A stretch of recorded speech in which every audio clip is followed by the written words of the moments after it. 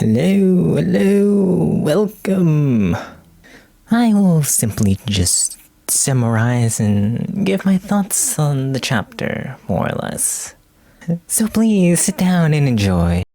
First things first. Estella and Joshua go out of Voss and head towards Ruan. However, they do have to go through Cornell Trail, and they reach the checkpoint. However, it is quite late, so Joshua, I guess you can say, convinces Estella to stay the night there since it'd be significantly safer. And good thing too, because they managed to make it in time for dinner to be served. So that's a nice little treat, wouldn't you say? And while they were talking to each other and having their fill, someone else comes and jumps by.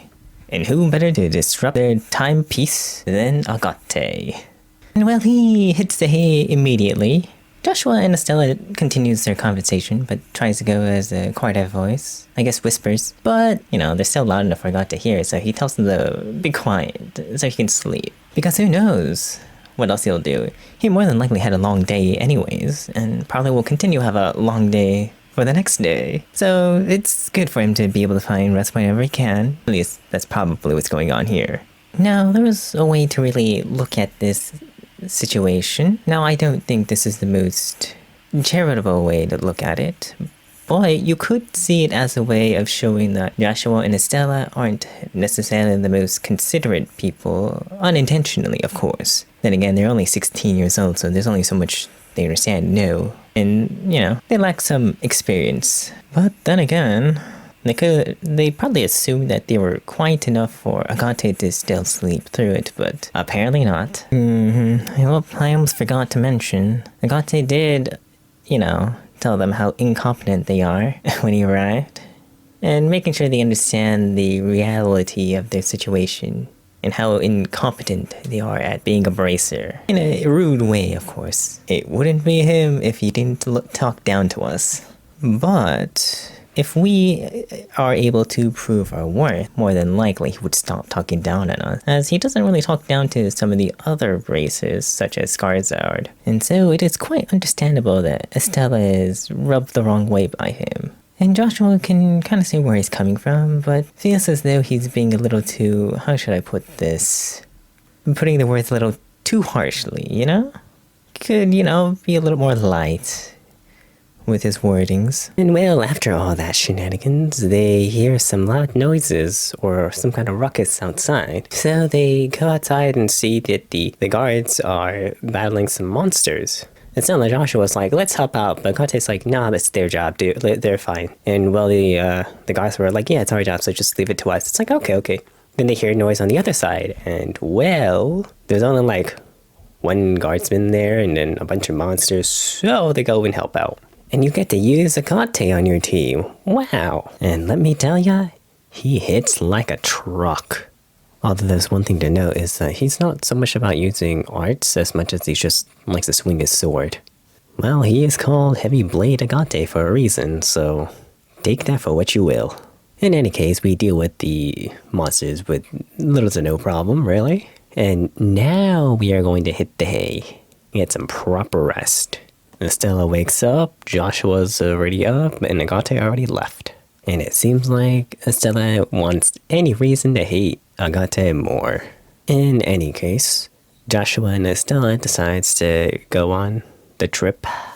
Well, really, they just kind of start leaving towards Ruan. But first, they make their way to Menoria Village, where they take a lunch break.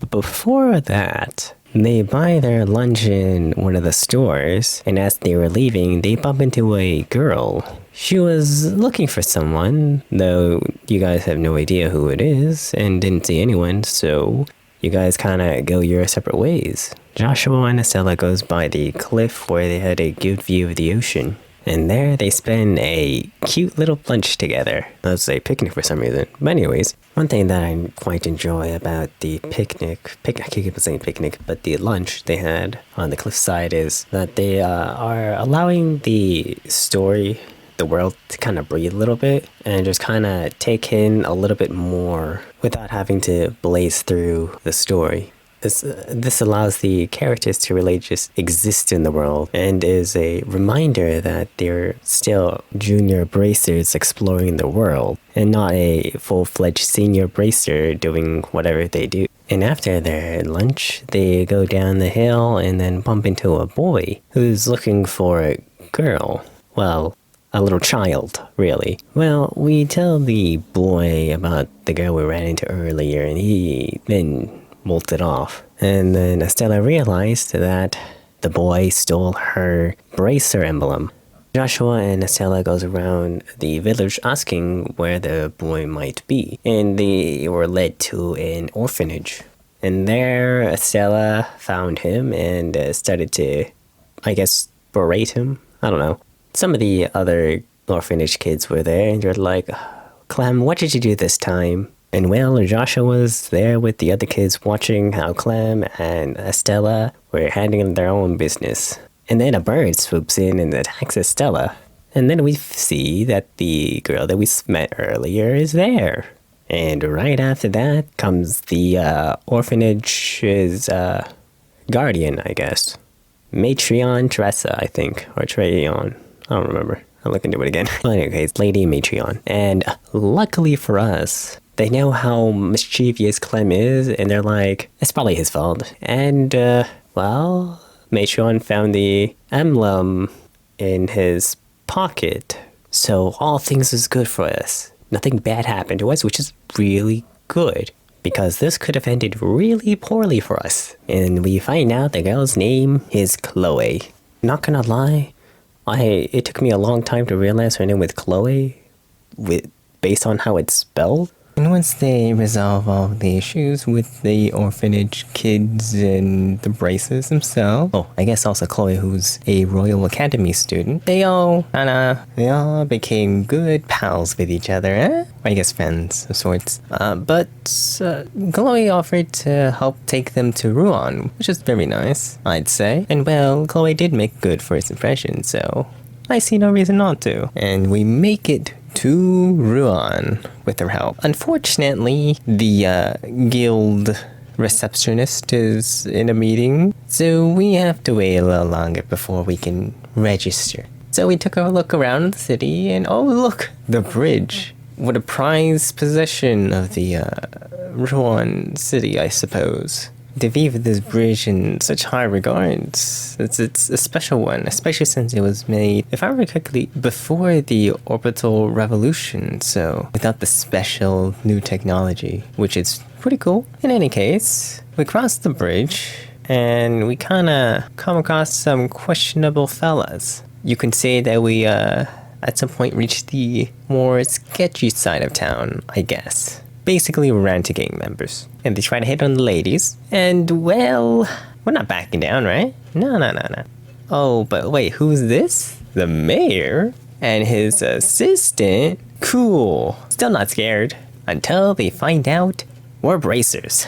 Yep, that's enough to scare them off. I wonder why. They lost the bracers before. I see.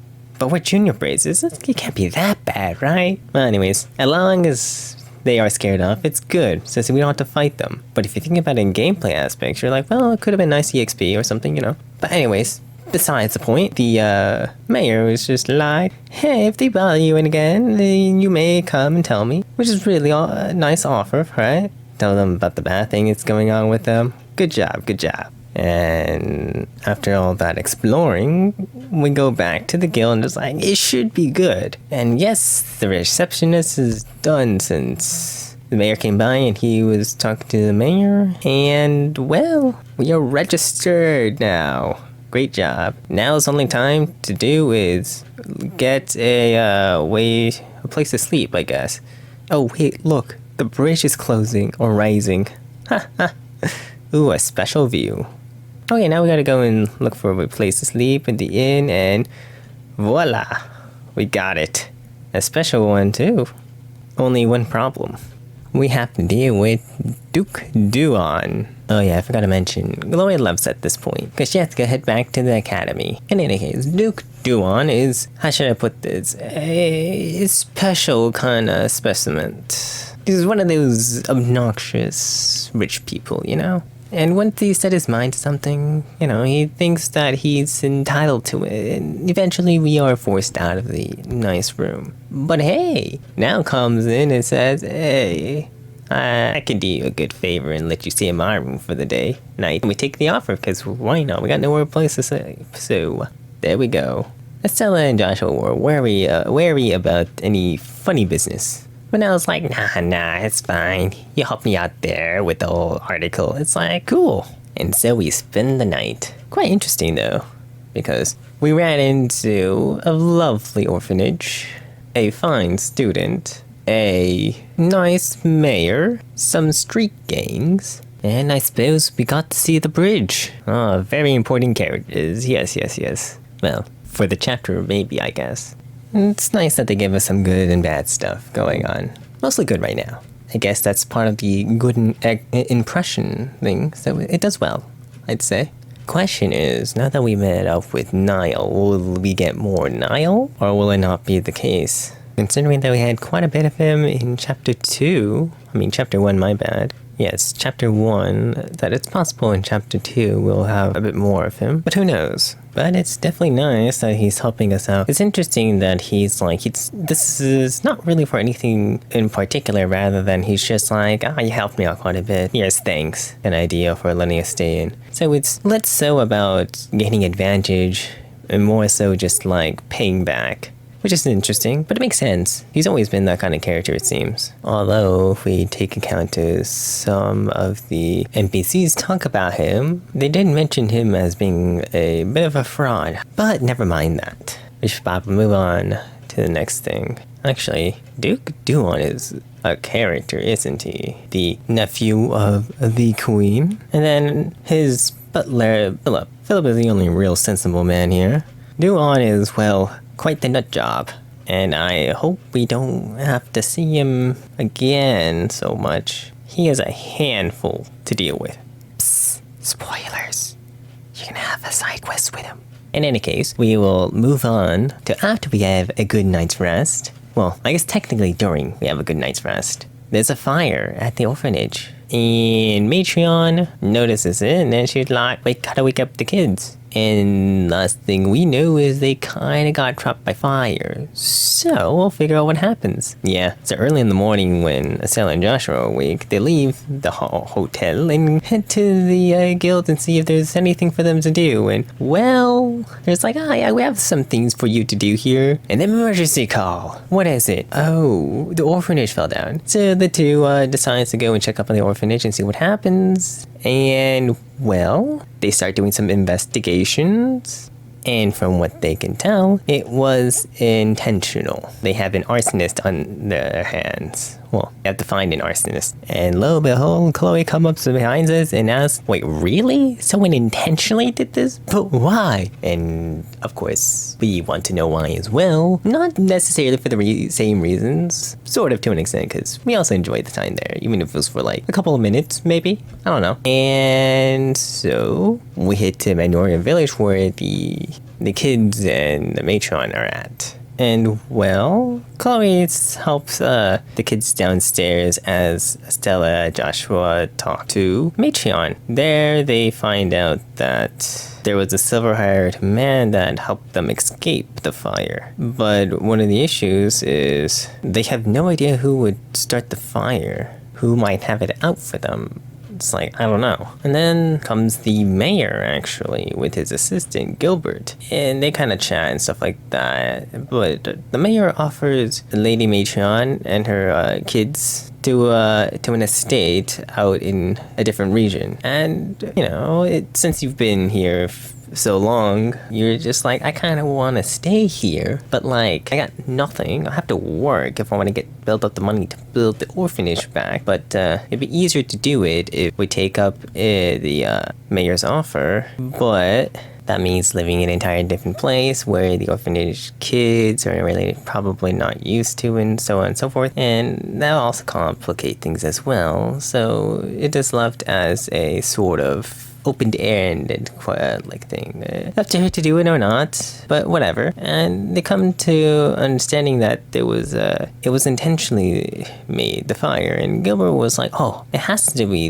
the gang, the Ravens. They must be involved. They must be the ones that done it. But we're like, could be, but we cannot jump to conclusions. But the mayor leaves with his assistant after that because all he wanted to do was offer up a place for them to stay. And soon we find out that, well, for one of the kids, that Clem decided to run off, and he seemed angry. And we all were like, ooh, it must be when he must have walked up and heard that it must have been the Ravens that started the fire and then left immediately, and this is all bad news. So he rushed there with Chloe, and unfortunately, when we got to Rouen, the bridge went up because it's noon, and so we had to find a different way. And we were like, okay, a boat. So actually in the hotel, we go to the bottom floor and we find a dock and a dude with his boat. And of course, someone is gonna use the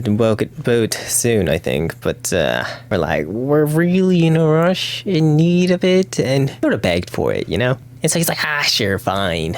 I'll make up a story of why I don't have it. It's like, oh, thank you. You're such a nice person, lightsaber. And we're off, hoping that we can catch up to Clem in time, and not really Clem in time.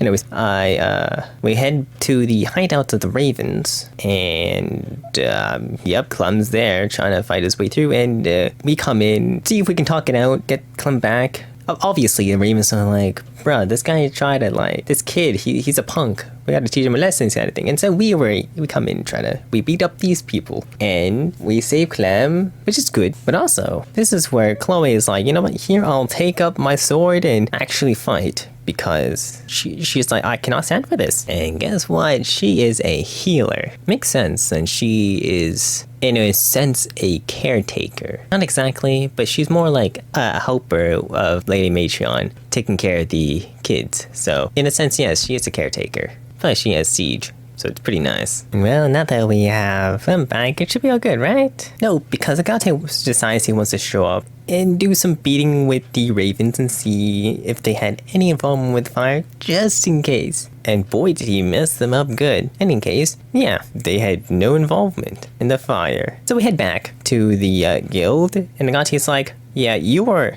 gone from this mission. No, I will take over. And well, there was a bit of arguments for that, but then there's just like, yes, but within the rules of how this guild system works, he is allowed to take over. And so what is left for us to do? We're like, what do we do? So it's like, you know, you can help us out with the festival. And it's, the thing is, being a bracer does not only mean fighting and something like that. It's just helping out the community or the places and whatnot. And well, this is part of it. And so I guess this is what we're doing. To the Royal Academy we go. And let me tell you, I actually quite enjoy this quite a bit because it shows the different diverse things that a bracer needs to be capable of without actually having to do the side quests. If you just do the main quest, you still get these things. And considering that they just completed the whole mystery behind the Sky Pirates, something a little more, I guess, mellow and more like slice of life, you could say, is a nice change of pace. Especially when you consider that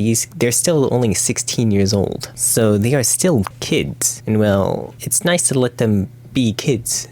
And this allows the story to kind of breathe and let it be its own. And it is also a nice reminder. All they're trying to do is become senior bracers, as they are currently junior bracers. And so there's not really that big of a need, if any, to really deal with like life-threatening and life-determining missions or very high difficulty challenges. I guess higher-ranking missions, you know? Also, it's nice to have like at least a character to tell you how incompetent you are and take over and show you how it's really done. Because these are like, you have to remember, Joshua and Estella are both basically fresh junior bracers. So in a way, they were still technically amateurs and lacking a lot of real fieldwork experience. Also, it's an interesting bait and switch. They had, because like they didn't mention that there's this festival going on and stuff like that, and we're like, oh yeah, maybe we can do it. I'm not sure, but you know, if we have the time, we may be able to do it. And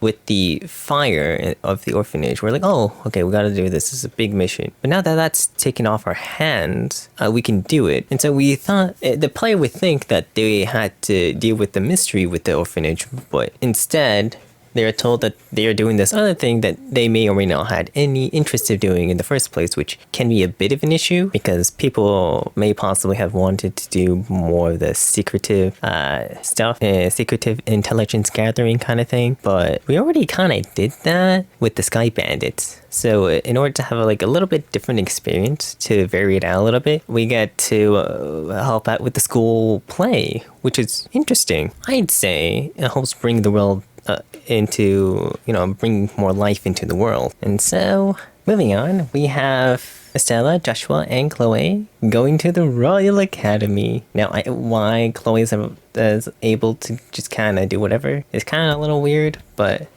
they're like, yeah, sure, she can go visit the orphanage that's been fired, that she's just, so passionate about, or, likes going to a lot. But in any case, she comes back. We go to the dean's place, the dean's office, and he's like, you guys, kids are more than welcome to stay and be in the dormitories as long as you need for this play thing. Effectively, whatever you need, just come and ask. I think I don't quite remember, to be honest, but besides the point. After that, we go to the student council office where we meet Jill and Hans. Jill being the president, while Hans being the vice president, right? And so we only have 2 parts left for them to take over, and well, judging by how they're kind of talking about it, going around it, which is kind of funny, they're just kind of dancing around what they're implying. And everyone's like, oh no, you don't mean this, do you? Please no. It's not like it's like, okay, that's fine. But Joshua is like, no.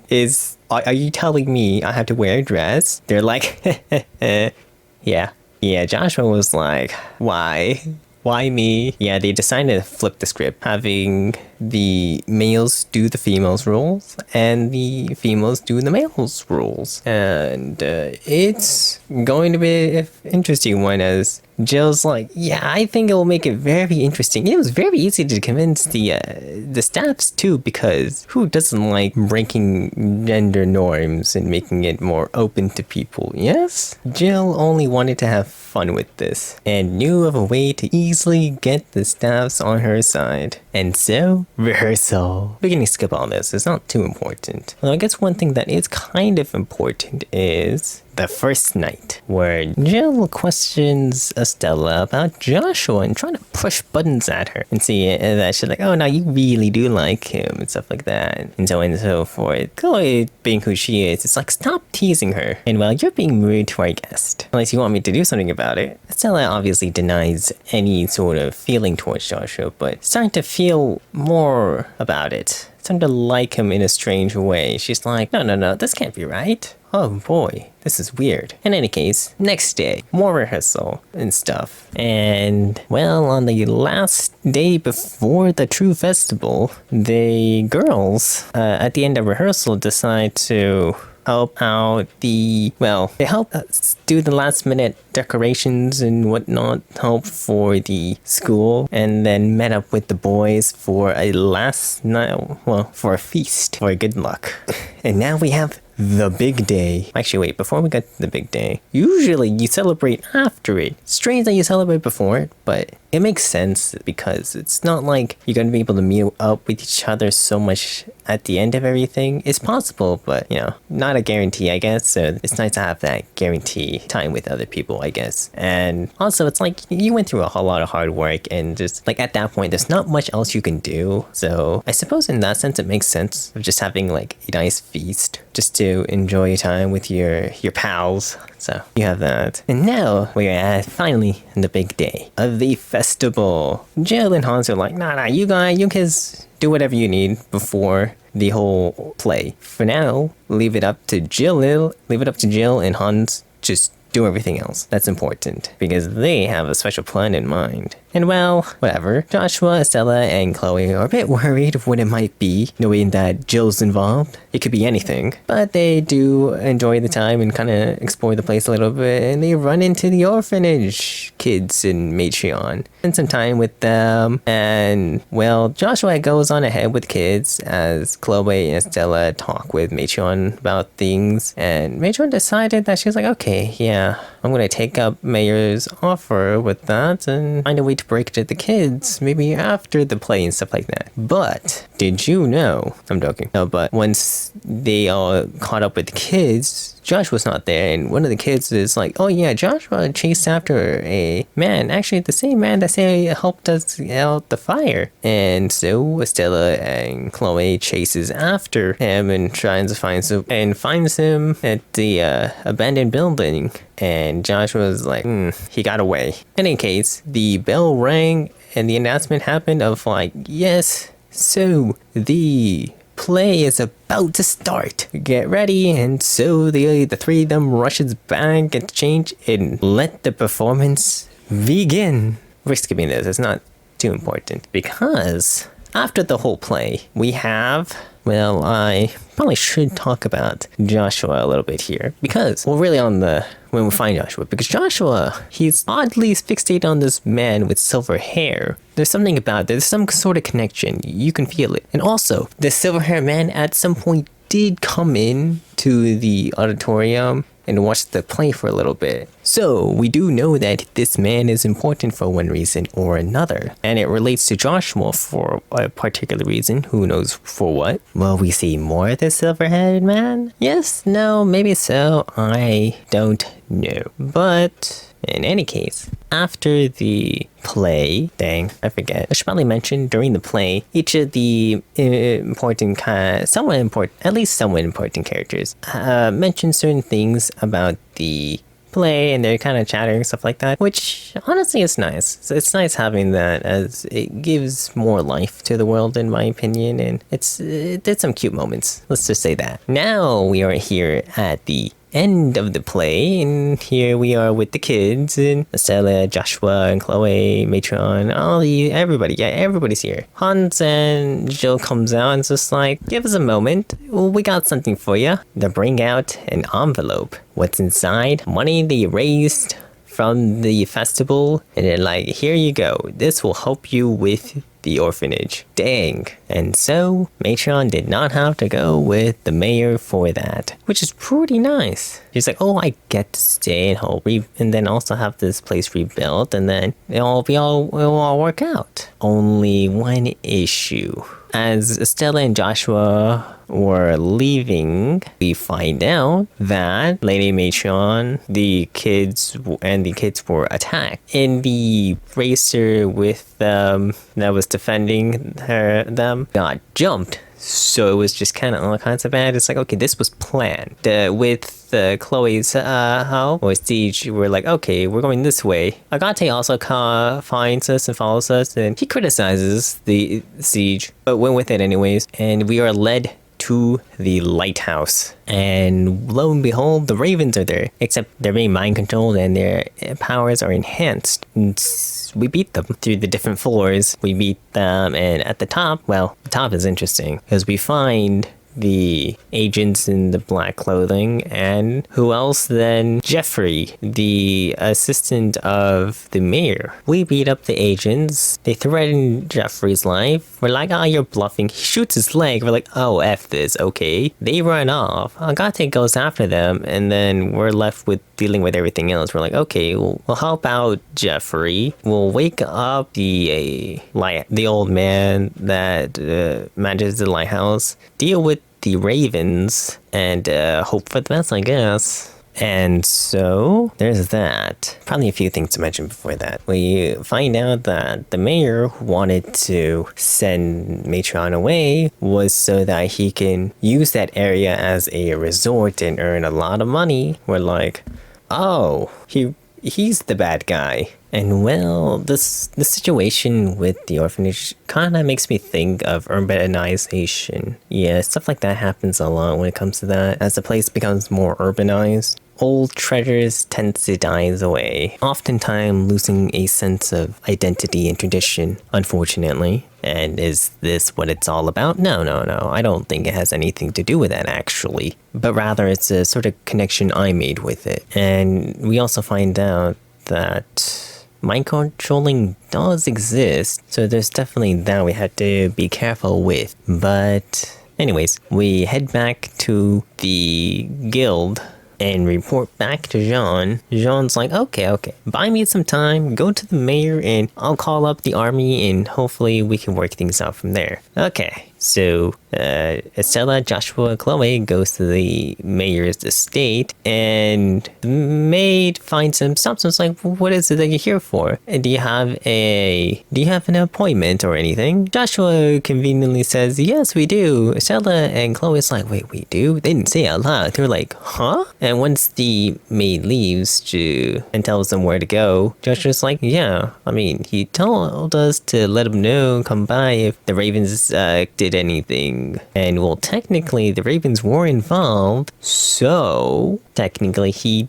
did invite us in that regard. And considering that he's trying to sell an idea to someone and trying to make a resort of sorts, who else is nearby? Who else is in the area with money? Duke Duan. And he's definitely the kind of person who would take him up on this offer. And just as always, Joshua's just smart with all this stuff. In any case, they make their way to the mayor, and there was some back and forth kind of conversation trying to figure things out, and then we corner him with logic and say, you are the person in charge, or rather the one behind all this mess in the first place. I don't know how Niall jumps in and all. He finds his way here and he's like, yep, it's interesting. I found out that you're in debt, so you have all the motive in the world to do something like this. And so, last resort comes to, he had monsters hiding and he wants us to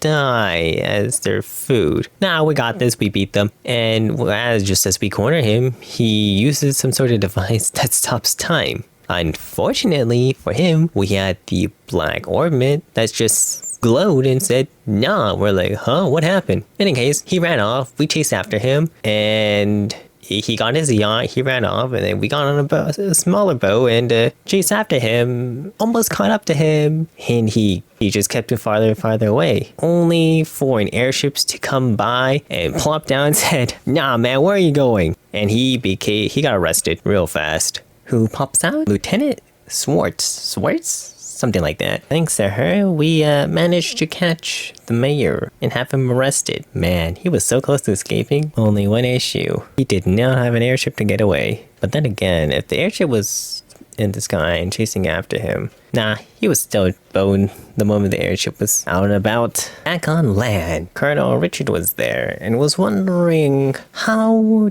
did the lieutenant, get there so quickly? She's using Astiel, I don't remember the name. I'm not entirely sure, actually. I'm kind of confused how to pronounce it. But anyways, this. And, well, it is a new, I guess, airship. Basically, it's made to be super fast. One thing to note here is that Colonel Richard did look at Chloe for a bit. Now, we're not entirely sure what this means, for what reason he did, but there's definitely something up about Chloe, that's for sure. What is it? Who knows if it's anything bad or good? But it's more than likely just maybe a little bit of a plot twist. But like not a big one, just like a minor one. More of a character kind of plot twist rather than a story plot twist probably. And so we also have the airship that the lieutenant used, which is a prototype, meaning that it's possible that it can go even faster than it already is, or other kinds of optimizations that we will not know about until maybe future installments. We're definitely not going to know by the end of this game, I think. I could be wrong. And well, I like it because, of course they will work on their military. What nation doesn't work on their military at least a little bit? But I do get the feeling that we'll get more of Richard and Schwartz. Well, basically Colonel and Lieutenant. Those two more later down the line. But my problem with Richard is that I don't know why. It's just his face to me looks so punchable. I wonder. Am I alone in this? I know it's a bit strange, but yeah, maybe that's part of the reason why I don't quite trust him so much. Because I just want to punch his face. But no. We can't do that unless we have good reason to do it. Which it's probably not going to happen, or at least not anytime soon. Who knows? No. We have the afterward scenes after all this. Well, chapter 2 is technically done, so I guess it's post chapter 2. Is that chapter 2, chapter 3, between the two, we're shown a scene of Agate chasing after the agents, and he stops him for a bit, interrogates him a little bit, and then one of the bosses comes by and helps the two escape and deals with Agate for a little bit, and then leaves and disappears and leaves Agate with a few questions to haunt his mind and tells him, "Grow up, kid." Well, in any case, more or less, chapter 2 and how it happens goes on, and some of my thoughts on the matter. Quite enjoyable, I'd say. This is longer than what I expected. But then again, I guess because it's the first one I did of this, I'll get chapter 1 prologued out soon enough. But for now, you're gonna have to work with this. I hope you enjoyed this video. And please, if I'm wrong with it, tell me how wrong I am, and you can really explain what is correct. This is a collaborative effort in a sense of getting the best of the best information out there. Yes? Okay, I'm just going. This is just entertainment kind of stuff with some sprinkle a little bit of knowledge, I suppose. Yes? In any case, hope you have a good day, and goodbye.